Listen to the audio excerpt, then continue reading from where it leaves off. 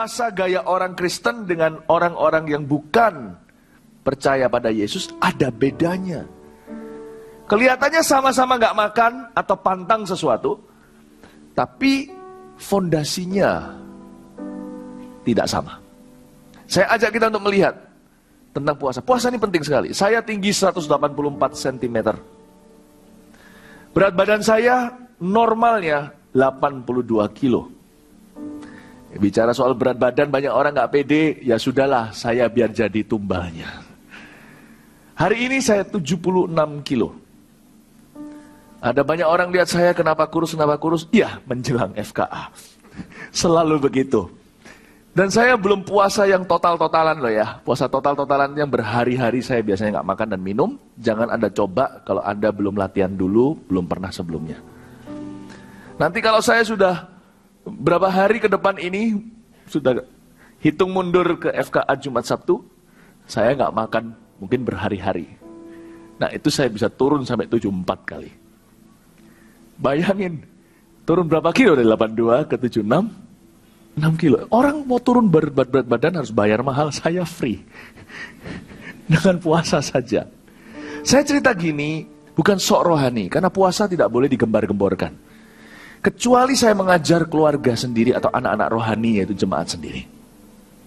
Saya ajarkan kepada Anda, puasa itu indah, kalau Anda mengerti maknanya. Kalau kita tahu bagaimana kita berpuasa dengan benar, hidup Anda akan mengalami bukan hanya terobosan baru, tapi level iman yang lebih tinggi dalam Tuhan. Dan kita akan diubah menjadi semakin rupanya kita, semakin segambar dan serupa dengan Tuhan Yesus. Mari kita buka sama-sama Lukas pasal yang kelima. Hal berpuasa. Thank you. Lukas pasal 5 ayat 33 sampai ayat 39. Kita baca bersama-sama dulu dengan suara keras. Baru saya ajarkan ayat per ayat. Anda siap? 1, 2, 3, ayat 33. Mari kita baca.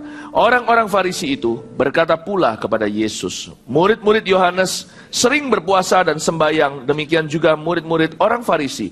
Tapi murid-muridmu makan dan minum. Jawab Yesus kepada mereka, dapatkah sahabat mempelai laki-laki disuruh berpuasa, sedang mempelai itu bersama mereka?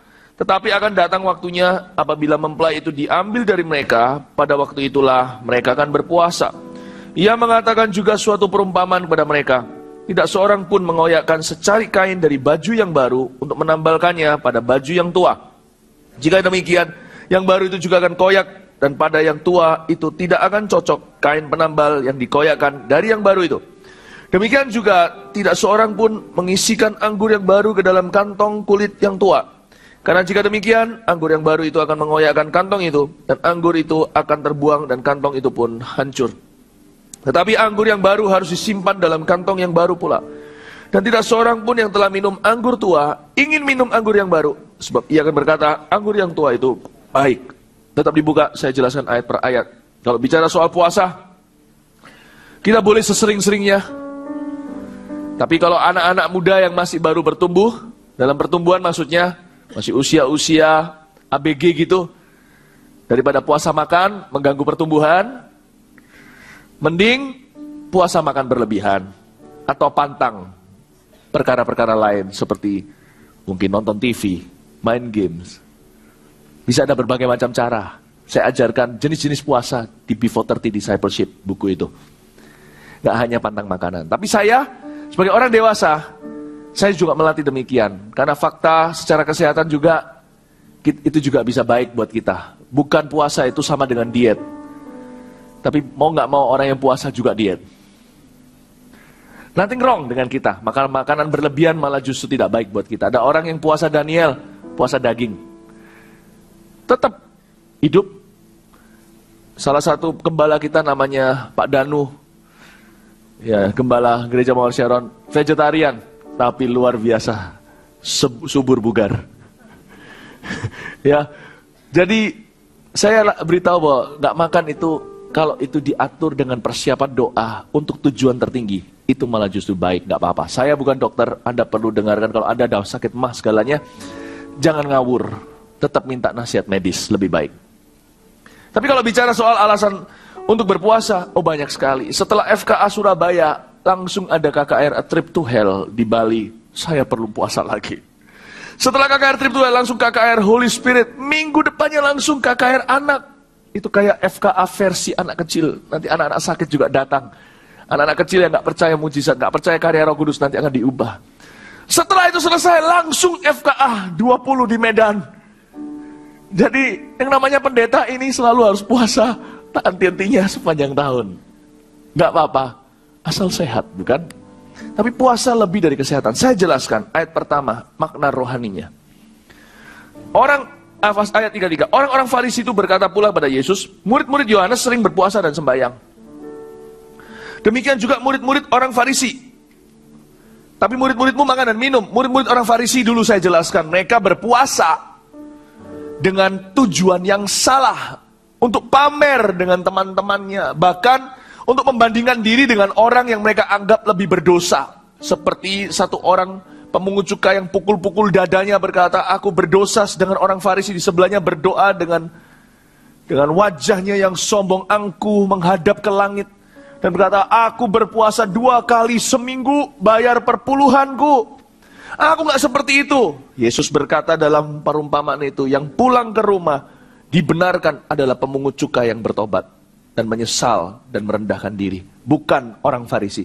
Orang Farisi puasa untuk get-getan, tahu gak? Untuk jor-joran. Lu puasa berapa hari? Gua 40 hari. Puasa bukan untuk sok-sokan. Saya cerita kepada Anda karena ini adalah bahan khotbah saya. Kalau Anda tuh enggak tahu kan? Saya puasa gimana? Saya cerita karena saya pengajar umat. Saya jelaskan pada Anda, bukan untuk pamer. Jadi kita jelaskan dulu bahwa puasa bukan untuk pamer. Puasa bukan untuk kita merasa lebih rohani dari orang lain. Puasa bukan untuk mendapatkan status yang lebih bergengsi di depan Tuhan. Puasa punya lebih daripada semua itu sebagai tujuan. Puasa di ayat 34 kita baca. Jawab Yesus kepada mereka. Karena murid Yesus kan dituduh makan minum melulu. Muridnya Yohanes Pembaptis puasa, gak makan, pantang, kenikmatan. Murid Yesus ciak. Oke? Jawab Yesus kepada mereka. Dapatkah sahabat, garis bawahi kata sahabat, mempelai laki-laki, sahabat mempelai laki-laki disuruh berpuasa, sedang mempelai itu bersama mereka. Stop. Berarti yang pasti puasa itu bukan untuk Tuhan. Hah? Masa? Bukan. Tuhan gak lebih kesengsem berkenan kalau Anda gak makan. Wong makanan itu yang ciptakan ya Tuhan kok. Kalau kita belum makan minum ya kita perlu berdoa terima kasih sama Tuhan. Terima kasih Tuhan untuk makanan minumku, berkatilah. Bahkan kalau perlu doanya lebih panjang dari itu. Doakanlah semua hamba-hamba Tuhan di desa. Dan semua orang yang kelaparan di luar sana. Kalau saya sih doa makan paling singkat. Tuhan Yesus kamsiah. Tuhan Yesus tahu bahwa saya lapar. Gak perlu rohani itu semua di depan piring nasi. Mau rohani itu di saat teduh. Dan Tuhan Yesus gak merasa gimana gitu loh kalau kita itu gak makan. Banyakan orang, ini bedanya orang Kristen dengan yang bukan. Kebanyakan orang berhubungan dengan makan tidak sama pemahamannya dengan kebenaran yang kita percayai dan yakini. Ada orang yang gak makan demi mendapatkan pengampunan. Demi mendapatkan penyucian. Emangnya gak makan bisa lebih suci gitu? Enggak. Sebab apa yang masuk ke dalam tubuhmu tidak menajiskanmu maupun menyucikanmu. Tapi apa yang keluar dari hatimu. Karena itu hati harus bersih, bukan perut. Makan gak makan itu urusan kesehatan. Gak ada hubungannya. Kita pantang makanan tertentu itu bukan karena nanti kalau makan itu dosa. Kecuali makan orang. Makan uang orang juga sama. Gak ada hubungannya. Jadi harus tahu dulu. Di sini dikatakan di ayat 34, Yesus berkata, dapatkah sahabat mempelai laki-laki itu berpuasa kalau mempelai itu masih bersama dengan mereka? Tuhan Yesus berkata, wong aku masih sama mereka kok mereka suruh puasa. Emangnya kalau mereka gak makan, mereka lebih berguna gitu buat saya, kata Tuhan. Emangnya kalau mereka kelaparan itu, bukannya mereka justru jadi beban buat aku? Tuhan Yesus berkata demikian. Enggak, bukan untuk saya. Bukan untuk saya. Ada orang juga soal makan makanan berhala harus dikasih makanan segala. Lalu dan sebagainya. Aduh, saudara, banyak orang keyakinannya seputar makan atau nggak makan. No. Puasa itu tujuannya praktis sekali. Meskipun supranatural, praktis luar biasa. Kalau Anda tahu bagaimana menggunakan sarana ini, Yesus pun berpuasa malam 40 hari 40 malam. Kalau Anda tahu gimana menggunakan ini, Anda akan ketemu dengan persediaan Allah yang tak terbatas. Goodness, wish you know. Kalau Anda tahu gimana berpuasa, bukan cuman bagi orang yang kolesterolan, gak akan kolesterolan lagi. Bukan hanya kesehatan kita diberkati kalau kita puasanya betul-betul dipersiapkan dengan benar, dengan bijaksana. Tapi akan terjadi terobosan luar biasa dalam hidup kita. Akan ada kuasa. Yesus pulang dari puasa itu, setelah dicobai di padang gurun 40 hari 40 malam, gak makan minum, dia kembali itu dalam kuasa yang besar ke Galilea. Oh, andai kata Anda mengerti gimana menggunakan saluran ini, Anda akan menyaksikan pekerjaan Allah dalam pekerjaan Anda. But how do we fast? Gimana kita puasa?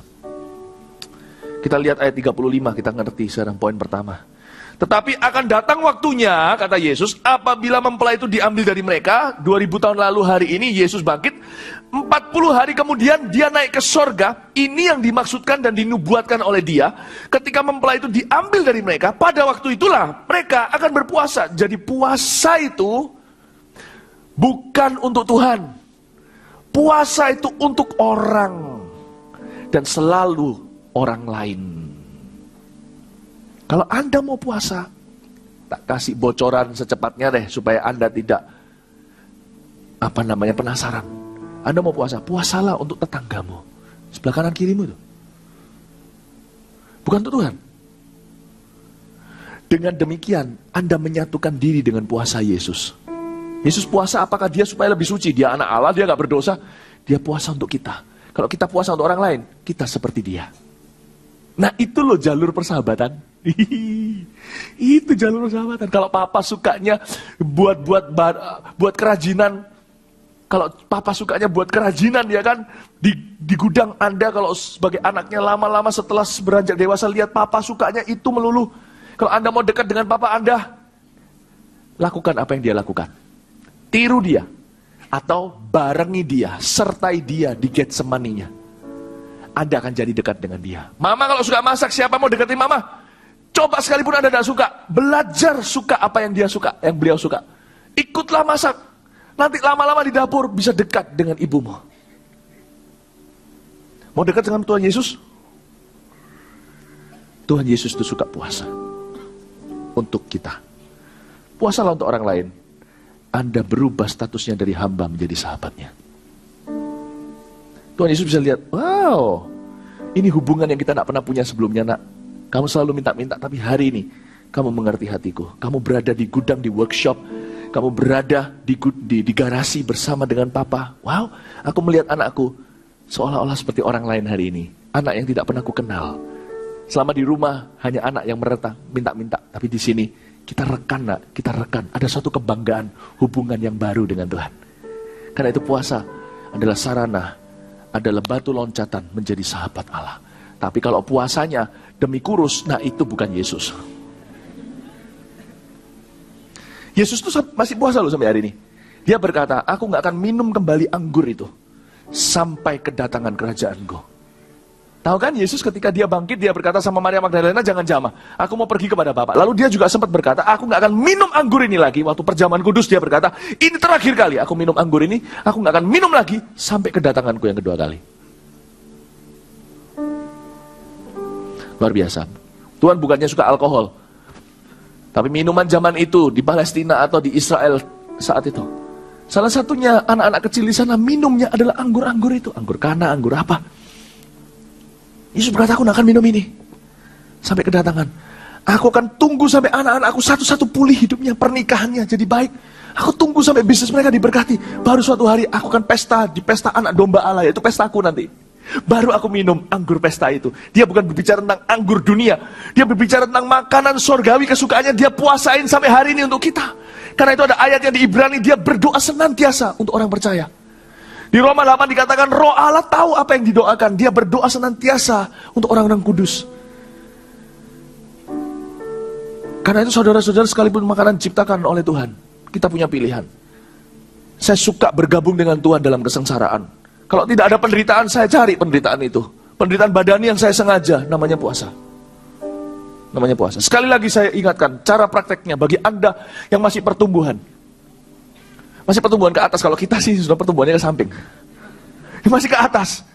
Jangan terus gak makan segalanya, nanti mama papa khawatir. Anda masih perlu gizi itu semua. Kalau kita sekarang, metabolismenya udah berubah. Sedikit kebanyakan gizi, udah jadi asam urat. I think fasting is good loh. It's really good. Perut itu gitu, dikasih makan lebih, tambah kepingin banyak. Kalau malam ya, orang mau puasa biasanya gini, sebelum puasa nih, makan sebanyak-banyaknya. Itu malah justru besok puasanya susah. Iya kan? Tahu kan? Setelah selesai puasa, balas dendam. Makan sebanyak-banyaknya, seolah-olah penderitaan tadi tidak sukarela. Jangan begitu juga, sakit mah. Orang yang ngerti puasa untuk apa, ikut-ikutan. Begitu. Saya kasihan dengan orang-orang tertentu yang puasanya karena ikut ritual agamawi saja. Tukang-tukang contohnya pada saat tertentu. Wah malas, jadi kerjanya. Puasa bukan untuk buat kita tidur pada siang hari, gak berbuat apa-apa. Ada kekuatan Allah seperti Daniel ketika puasa, tambah gemuk iya. Daniel butuh gemuk waktu itu. Sadrak Mesak Abednego juga. Di Babilonia mereka tambah bugar. Mereka kasih makan begitu sayuran, tapi mereka tambah bugar. Luar biasa tambah kuat. Puasa itu tujuannya untuk orang lain. Dikatakan di sini, kalau mempelai itu ada, ngapain puasa? Tapi ketika mempelai itu diambil, nah puasalah. Karena sekarang gerejaku menempati posisiku untuk orang lain. Kenapa ketika mempelai itu diambil, mereka harus berpuasa? Ketika mempelai itu diambil, otomatis kitalah yang harus melakukan pekerjaan Allah. Dan ketika Yesus di dunia, dia puasa untuk umat pelayanannya. Amin Bapak Ibu Saudara. Saya puasa berapa hari pernah. Yang paling berat itu hari kedua. My goodness. Semua orang tak lihat kelihatan seperti bakpao semuanya. Aku mau makan kamu secuil aja kalau bisa. Tapi setelah itu, oke tuh. Jangan coba langsung dor 40 hari. Nanti masuk ICU. Saya pernah 40 hari. Tapi hanya minum cairan. Tapi saya nggak mau, ini cuma sekedar, saya cerita-cerita lah ya, saya nggak mau, nggak suka kalau kayak khotbah itu kaku-kaku, saya mau cerita-cerita. Saya pernah, malah justru tahun pertama saya terima Tuhan, 40 hari, hanya minum cairan. Atau makanan-makanan yang ringan sekali, bukan makanan yang balas dendam. Oh, beautiful. Saya belajar membangun persahabatan dengan Tuhan. Oh God, I know your position. Allow me, izinkan aku untuk berada di posisi itu untuk orang lain. Puasa itu begitu Bapak Ibu Saudara. Kita lihat sekarang Yesaya 58 ayat 3-12 munculin di sini aja. Puasa yang dikehendaki Tuhan. Nggak usah dibuka, saya turun langsung di sini aja saya jelaskan. Nah, udah? Mengapa kami berpuasa engkau tidak memperhatikan juga? Mengapa kami merendahkan diri dan engkau tidak mengindahkan juga? Ini kan keluhan orang Farisi ini kira-kira di zaman itu, zaman Yesaya. Kenapa kok puasa kita nggak manjur? Apa perbedaannya, perubahannya? Hanya cuma kelaparan lalu balas dendam makan. Sesungguhnya pada hari puasamu engkau masih tetap urus urusanmu kata Tuhan. Nah itu puasa yang salah. Puasa untuk diri sendiri. Puasa untuk kita. Oh no. Pada hari puasamu engkau masih tetap urus urusanmu dan kamu mendesak-desak semua buruhmu. Lanjut. Puasamu adalah puasa supaya apa? Aku puasa ya. Supaya apa? Supaya tokoku rame. Itu pesugihan. Benar. Puasa bukan begitu. Lanjut. Sesungguhnya kamu berpuasa sambil berbantah dan berkelahi serta memukul dengan tinju dengan tidak semena-mena. Dengan caramu berpuasa seperti sekarang, mana mungkin suaramu didengar di tempat tinggi. Next. Sungguh-sungguh inikah puasa yang kukehendaki? Dan mengadakan hari merendahkan diri. Puasa itu merendahkan hati di depan Tuhan. Tuhan pakailah aku, itulah puasa. Jika engkau menundukkan kepala seperti gelagar dan membentangkan kain karung abu sebagai lapik tidur, sungguh-sungguh itukah yang kusebutkan berpuasa? Mengadakan hari yang berkenan pada Tuhan? Bukan, ini loh. Puasa yang kukehendaki ialah supaya engkau membuka belenggu-belenggu kelaliman. Orang lain punya. Puasa yang sebenarnya adalah melepaskan tali kuk supaya engkau memerdekakan orang yang teraniaya dan mematahkan setiap kuk. Oh, jadi puasa itu untuk orang lain. Supaya engkau memecah-mecah rotimu bagi orang yang lapar. Selain dirimu tentunya, artinya rotimu. Kau lapar supaya orang lapar, kenyang. Ini bukannya sifat Tuhan. Karena begitu besar kasih, dia mengorbankan. Puasa tanpa pengorbanan, cuma pantang makan, itu namanya mogok atau ngambek. dan membawa ke rumahmu orang miskin yang tak punya rumah. Dan apabila engkau melihat orang telanjang, supaya engkau memberi dia pakaian dan tidak menyembunyikan dia terhadap saudaramu sendiri. Next. Waktu itulah terangmu akan merekah seperti fajar. Bagaimana tidak? Kalau kamu jadi ambasadorku, kamu akan terima upahku. Siapa menerima nabi, terima upah nabi. Siapa menerima Tuhan, punya lifestyle, akan menerima upahnya Tuhan. Dan merekah seperti fajar, lukamu akan pulih dengan segera, tanpa minta. Kebenaran menjadi barisan depanmu, dan kemuliaan Tuhan barisan belakangmu.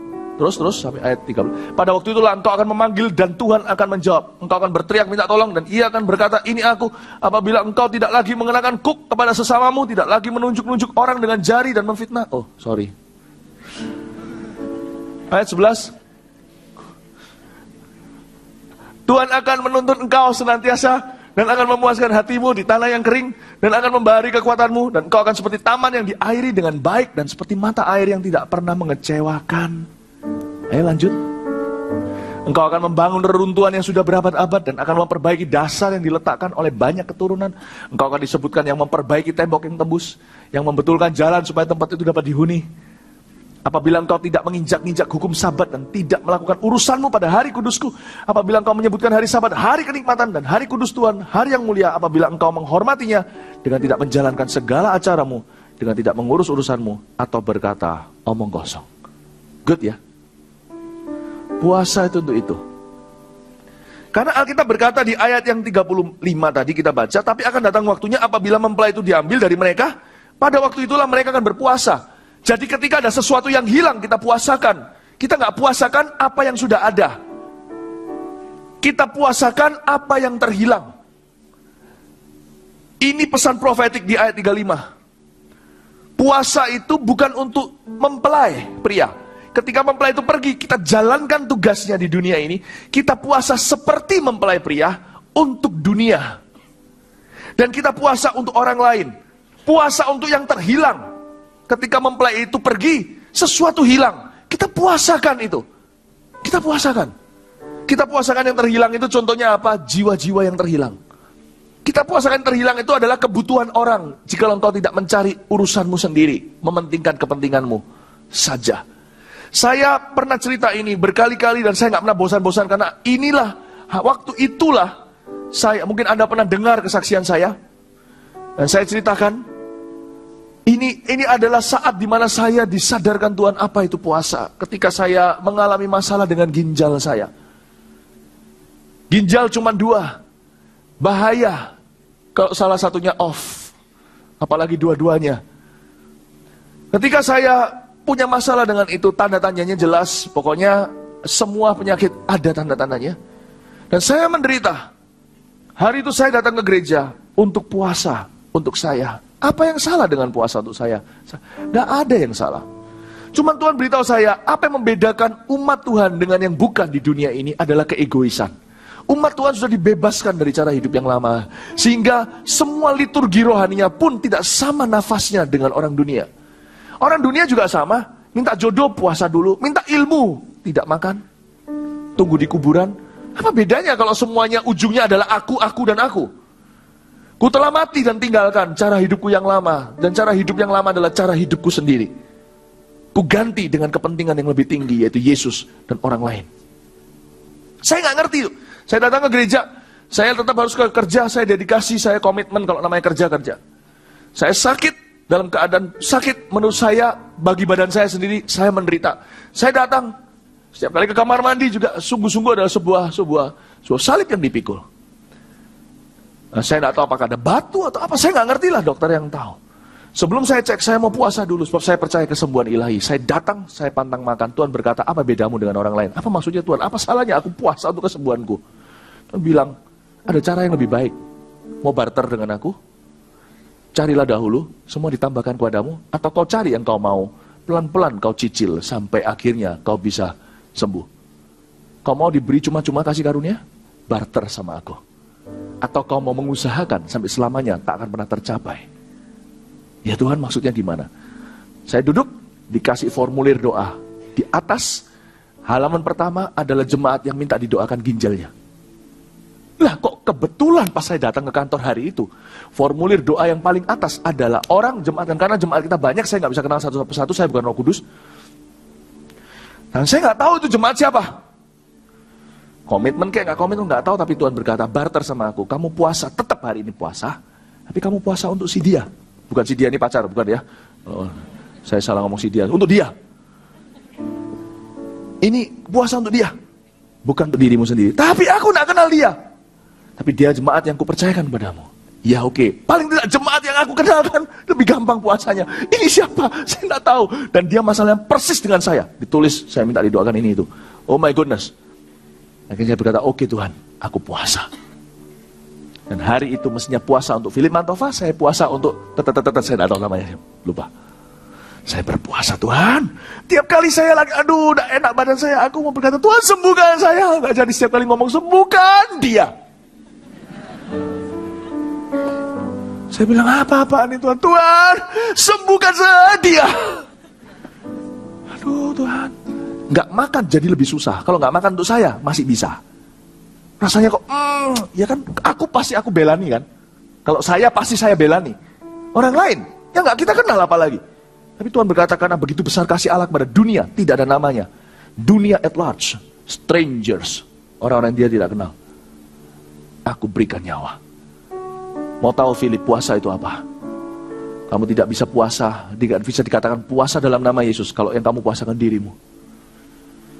Berarti kamu bukan puasa dalam nama Yesus, kamu puasa agamawi seperti murid-murid Yohanes atau seperti murid orang-orang Farisi. Tidak ada bedanya sama orang-orang yang tidak kenal Tuhan. Puasa yang benar itu adalah bukan pantang makan. Puasa benar adalah pantang diri sendiri. Karena pada hari puasamu kamu masih urusan sendiri, itu bukan puasa. Itu cuma ngambek, gak makan. Oke. Saya puasain dia. Lalu waktu itu teman-teman doa di kantornya Pak Yusuf yang lama. Ada beberapa gembala-gembala berkata, kita doa. Waktu mereka mau doa, saya berkata, saya minta kalian yang doakan. Saya butuh doa, tapi kalian yang doa untuk saya. Saya puasa hari ini. Mereka nggak ngerti mungkin maksud saya apa. Saya puasa hari ini, saya nggak doakan saya. Kalian yang doa untuk saya. Jadi saya nggak main curang. Memang firman Tuhan ajarkan di Yakobus untuk minta saling didoakan. Doakan, saya didoakan. Udah, saya tinggal iman di doa mereka. Saya tidak perlu doa untuk saya. Mau tahu nggak? Singkat cerita, saya yakin orang itu sembuh yang saya puasakan. Kalau enggak, keterlaluan. Eke sembuh. Benar-benar disembuhkan oleh Tuhan. Oh, leker saudara Betalen. Saya pergi ke dokter bilang, fine, everything is fine. No problem. Manifestasi tanda-tandanya semua juga hilang. Sampai hari ini masalah itu tidak pernah kembali. Saya ceritain, ada banyak cerita sebelum saya naik ke sini. Saya diceritain beberapa orang karena hari ini kita di dalam hawanya FKA. Ada banyak pelayan FKA, waktu melayani lupa diri sendiri, justru sembuh. Berapa banyak? Udah FKA 19 kali, besok ini 18 kali sebelumnya. Ada orang yang tangannya tidak bisa angkat barang, nggak bisa buka sorokan atau laci, bisa angkat kursi roda setelah selesai. Loh, tanganku kenapa? Kok begini? Kok bisa kuat? Punggungnya. Aduh, satu persatu cerita. Ada satu orang ibu yang selalu harus minum air hangat. Kalau enggak, dia akan batuk, enggak karuan. Batuk yang tipe harus masuk ICU itu loh. Masuk UGD lah, ICU. Dia melayani orang sakit begitu rupa setelah sekian berjam-jam. Sekian puluh orang yang dia layani, dia kaget. Loh, aku kok belum minum sama sekali. Tak sedikit orang satu persatu disembuhkan. Ketika orang membuat FKA itu, sebetulnya FKA ini bukan acaranya, ini sarana untuk jadi sahabat dengan Tuhan bagi dunia. Ketika mereka betul-betul jor-joran habis-habisan fokusnya kepada Tuhan, ada yang keluar hutang pada saat hari FKA diadakan. Partnership FKA waktu itu diadakan.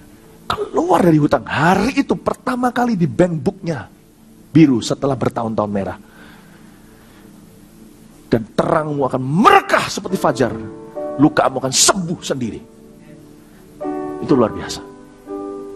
Bapak Ibu, banyak cerita tentang bagaimana ini namanya ini. Makanya saya sebut ini adalah Tuhan lagi buka saham.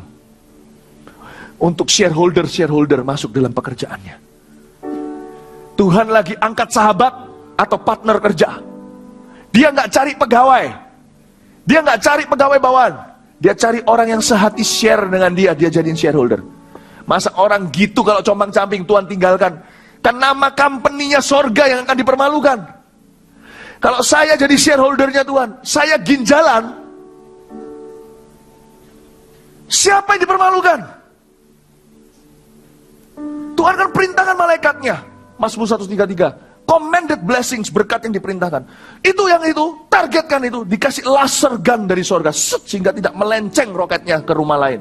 Jadi sorry, berkat itu tidak tiba-tiba kebetulan nimpluk di atas, timbrung di atas rumahmu. Dia pilih, rumah saya di Cempaka sini.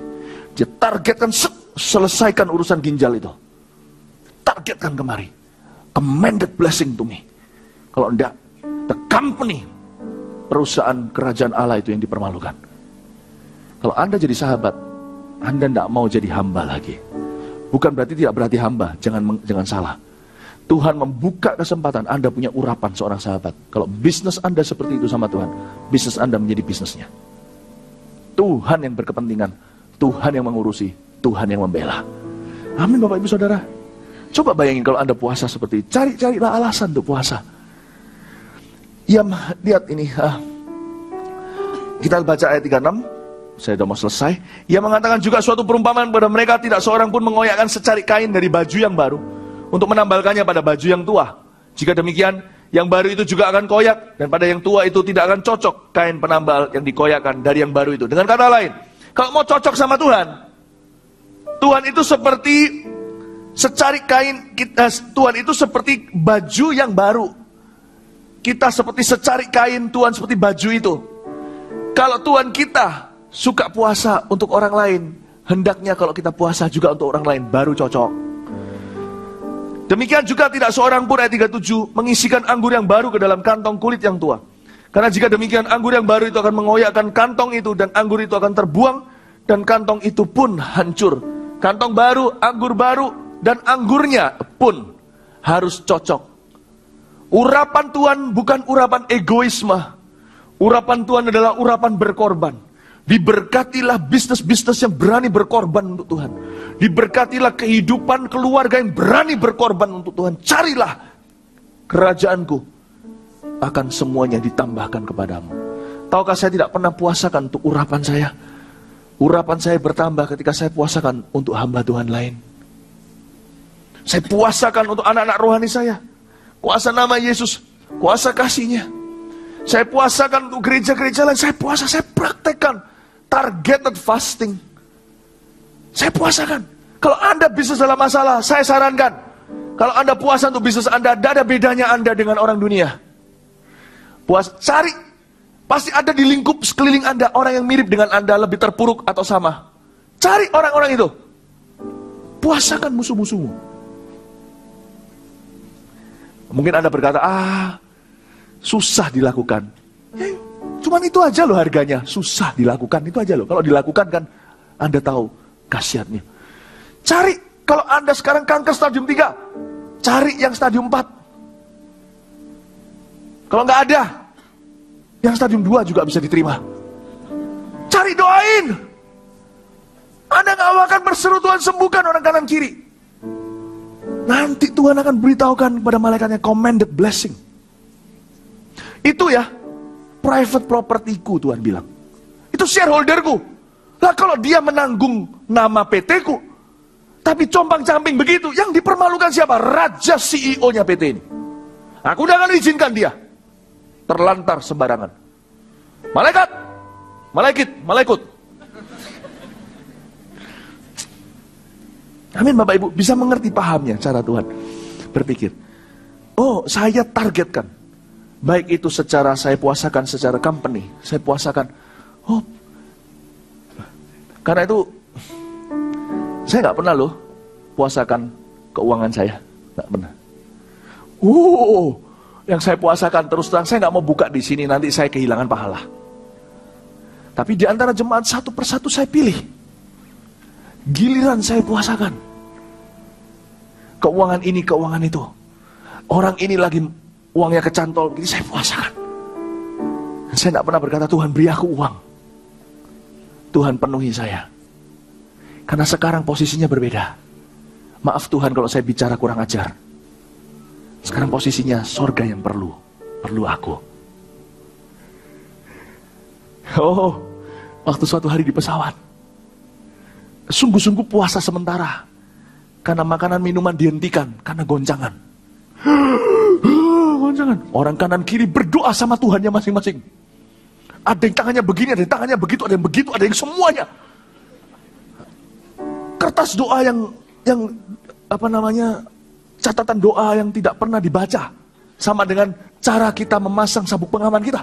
Itu dikeluarkan oleh orang-orang karena goncangan hebat. Karena saya sering di pesawat, jadi kadang-kadang terima juga goncangan yang begitu-gitu sekali-kali. Khususnya waktu di atas Brunei Darussalam waktu itu. Goncangnya itu kayak ya, pada waktu seperti itu semua orang berdoa. Saya masih ingat. Saya juga takut. Lah masa nggak takut? Terus terang aja, sekalipun Wong Fei Hung ya ada takutnya. Lalu kalau dijatuhin free fall gitu apa nggak ngeri ya? Oh, orang kalau naik bungee jumping itu pun cuma sok-sokan. Saya dulu kan di Bali waktu kita masih, keluarga saya dan keluarga calon istri saya sekarang, ya waktu kita mau pergi sama-sama berlibur itu kan kita sudah tunangan. Sama-sama kita pergi dua family untuk mendekatkan diri. Wah, pergi sama keluarganya istri saya. Jalan lewat bungee jumping, dasar cowok kan suka membual ya. Gitu aja kok gua berani. Gua ditantang, ayo. Saya sudah tidak bisa telan ludah saya. Nggak, ayo. Padahal saya nggak pernah bungee jumping sebelumnya. Itu gila. Itu orang yang kayak gitu tuh cuma nganggur aja. Saya mau naik, tapi saya berkata, Tuhan tolong aku takut. Saya bukan takut ketinggian, cuman kalau dicemplungkan kayak gitu ya mikir lah ya. Kecuali kalau ada tujuan, contohnya kalau di bawah sana ada sesuatu, kalau Anda perlu pertolongan saya pasti lompat. Apa maksudnya? Ya. Nah itu saya berdoa, Tuhan tolong saya Tuhan, luputkan aku dari cawan ini. Tapi biarlah kehendakku yang jadi kali ini. Jangan. Saya berkata sama istri saya, kamu tetap cinta aku toh kalau aku nggak lompat. Tetap mau menikah dengan aku? Ya oke, nggak usah wis. Hanya laki-laki, jangan membual. Wah, ya. Takut ya takut. Wedi aku. Itu saya ya takut di pesawat ya. Tapi Tuhan bilang, kamu mau selamat gak pesawat ini? Mau, gampang. Buat aku terharu. Aku gak susah kok buat terharu. Aku gak perlu uang. Tuhan itu pejabat paling gampang di lobi. Paling mudah di lobi. Kayak papa sama anaknya. Anaknya gak boleh es krim. Anaknya, wah sekali dapat es krim. Pasti gak dikasih lain kali. Mau buat papa terharu, gampang. Gak usah bayar es krimnya, gak usah kasih ini, itu. Udah gak usah janji muluk. Mau. Kalau anaknya habis es krimnya, enggak papanya akan mikirkan beli yang baru khusus untuk anak itu. Kalau dia share, pasti papanya lihat, es krimmu mana? Udah tak kasihin semua saudara-saudaraku. Loh kamu? Anakku, papa berjanji, kamu besar, papa bukakan pabrik es krim. Tuhan itu pejabat paling mudah di lobi, gampang sekali. Kalau pejabat, Anda perlu pakai ini. Dulu aja pakai parsel-parsel segalanya dulu. Sekarang kan nggak boleh. Harus begini, harus begitu, sediain ini, sediain itu. Aduh banyak mau. Tuhan tuh enggak. Tuhan nggak minta mau banyak. Jangan pentingin diri sendiri. Udah itu aja. Itu sifatku. Kau bisa seperti itu, aku terharu. Berarti kau kenal aku. Gampang kan? Kau mau selamat pesawat ini? Aku bilang, iya Tuhan. Buat aku terharu. Saya tawarkan kanan kiri itu beneran terjadi di atas Brunei, Borneo itu. Can I pray for you? Dengan ketakutan saya berdoa untuk mereka. Saya Tuhan, supaya tenang.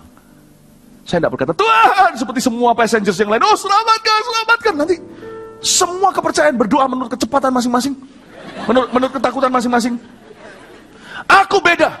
Saya di pesawat itu, aku pendeta. Satu-satunya pendeta. Kalau pendeta, podowai sami mawon. Saya beda. Saya tidak tahu ada berapa banyak pendeta di pesawat itu. Kemungkinan cuma saya seorang. Saya harus bersinar terang. Semuanya pakai segala gerakan doa. Saya diam saja.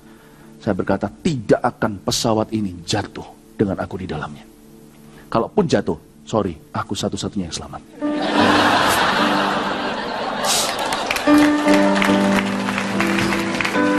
Karena Tuhan perlu saya. saya yang sifatnya gitu jarang. Saya nggak membanggakan diri, saya mau menulari. Jarang. Hollywood pun pernah membuat film seperti itu, A Few Good Men. Only a few. Nggak banyak. Sedikit. Agama banyak di dunia. Pengenalan akan Allah bisa dihitung dengan jari. Kalau aku mati, yang nangis surga. Mengerti maksud saya Bapak Ibu Saudara? Itu namanya percaya diri di dalam Tuhan. Dan itu timbul dari pengorbanan. Dan puasa melatih saya untuk jadi pribadi seperti itu. Bagaimana dengan Anda? Ini yang dimaksud di ayat berikutnya. Anda lihat sekarang. Tetapi anggur yang baru harus disimpan dalam kantong yang baru pula. Dan tidak, haleluya, ayat 39. Dan tidak seorang pun yang telah minum anggur tua ingin minum anggur yang baru. Sebab ia akan berkata anggur yang tua itu baik. Ketika saya lihat kanan kiri saya orang berdoa dengan kecepatan masing-masing, saya cuma berkata, anggur baru, sekya.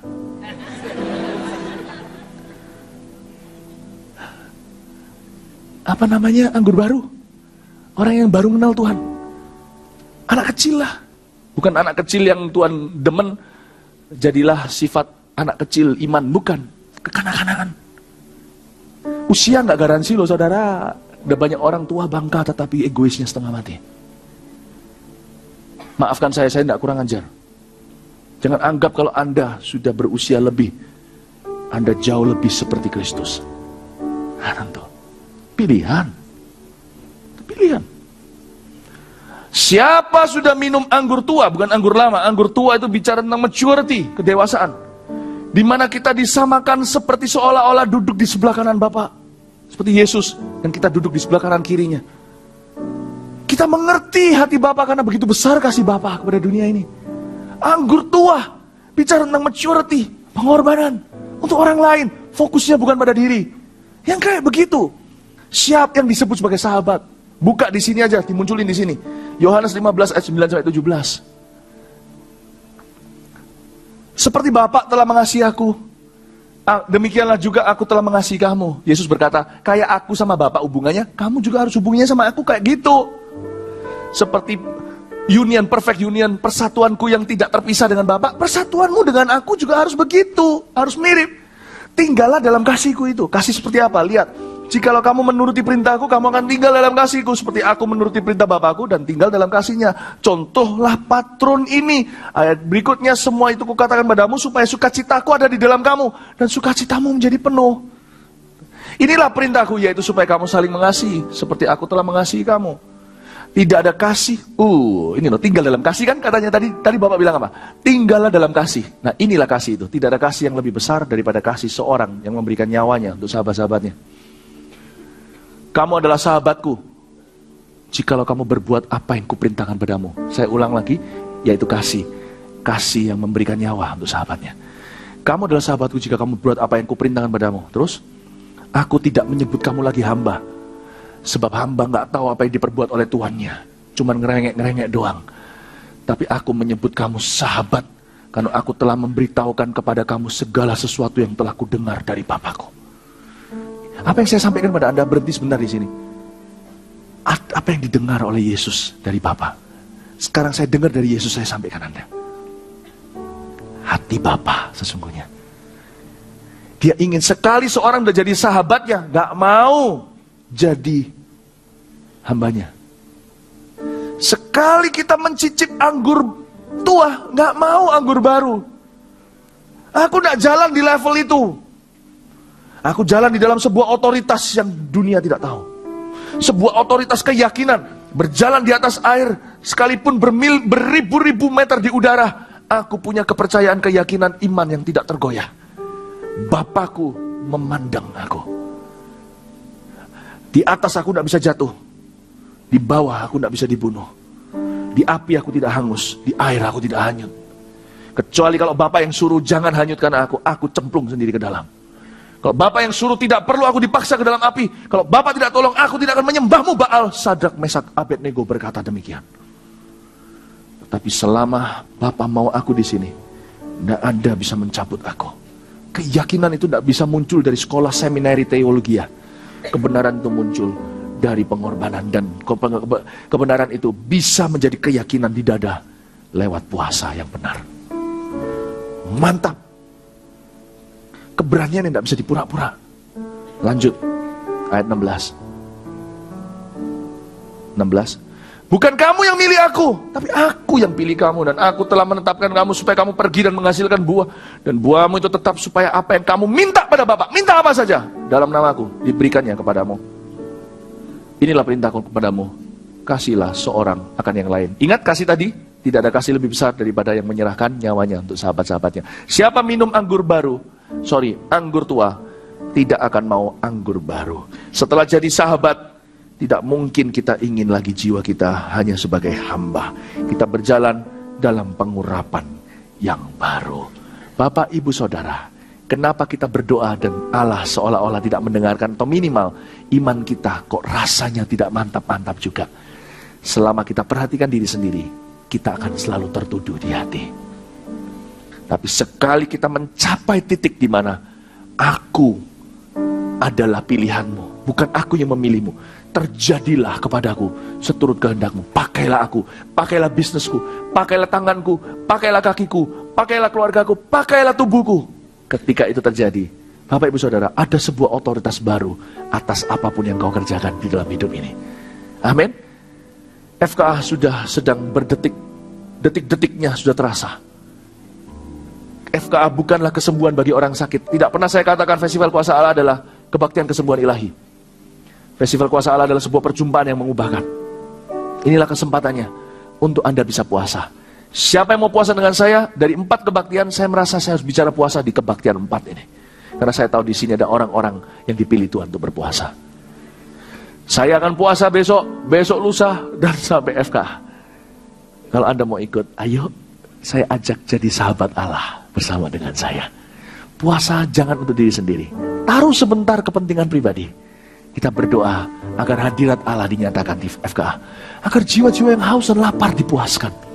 Agar mereka yang sakit disembuhkan, yang dibelenggu setan dibebaskan. Agar tetangga-tetangga Anda itu mau diajak ke sana. Agar keluarga Anda tidak mengeraskan hati dan mau hadir. Dan akhirnya akan mengalami lawatan Tuhan. Ayo kita doa. Anda punya bisnis, berdoa, Tuhan Yesus, aku belum bisa beri banyak sekarang, gak apa-apa. Tapi Anda bisa berdoa, ya Tuhan, aku berdoa supaya apa yang aku bisa lakukan, aku dukung FKA ini. Aku dukung gerakan Allah. Dengan demikian, Anda lakukan itu, Anda akan menjadi sahabat-sahabatnya. Cari alasan untuk selalu menjadi sahabat. Berhenti memiliki mentalitas hamba dan budak. Berhenti punya mentalitas kekurangan. Kalau aku dapat ini dan itu, kalau aku bisa beli mobil baru setelah itu aku melayanimu. Sudahlah, taruh mobilmu, pergilah dengan mobil itu. Jangan pernah kembali, tunjukkan muka Anda di gereja. Kalau itu adalah iman Anda. Don't take your tithing away. Ambil perpuluhanmu, ambil uangmu, pergi cabut. Jangan kembali. Gereja ini berdiri di atas dasar orang-orang yang berani berkorban sama Tuhan. Yang manja, tidak welcome di sini. Ini tempatnya sahabat, kursi terbatas. Tapi orang yang mau sahabat, jadi sahabat adalah disinilah engkau akan bertumbuh dengan pesat. Karena Allah akan melatihmu bagaimana berperang dengan cara surga. Carilah dulu kerajaan surga, segala sesuatu akan ditambahkan kepadamu. Ujilah aku, akan kubuka tingkap-tingkap langit yang tidak pernah kau bayangkan. Tuhan akan bekerja dalam kehidupan jemaat ini. Setelah FKA akan ada terobosan-terobosan iman. Level iman Anda akan